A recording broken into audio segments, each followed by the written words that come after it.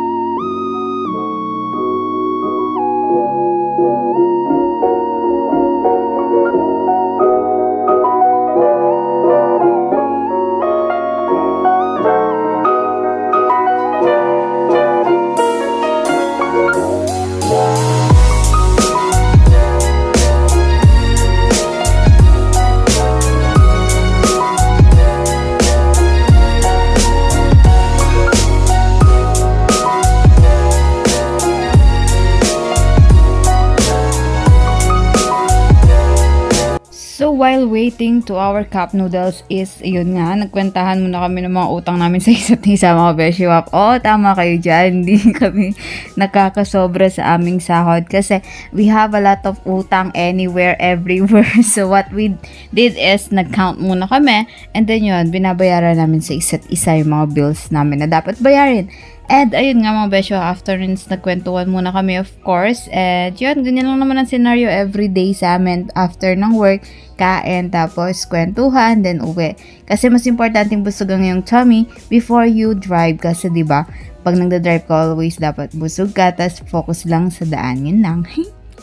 So yun mga besyo, ganyan na lang yan. Puro kainan na lang yan. So, if you are watching always to my vlog, thank you so much. And please do follow and subscribe on my YouTube channel, Katie's Vlogs. Also on my TikTok channel, Katie's Vlogs. And of course, please do like my FB page, Katie's Vlogs. Ayan. So, i-add nyo na rin na Kim Beshu Bop. Meron siyang sariling page, of course.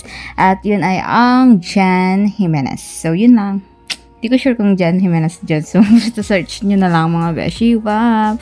Pakilike na rin yung page niya. Okay? So, yun lang. Enjoy watching mga beshi. Puro mukbangers na lang yan.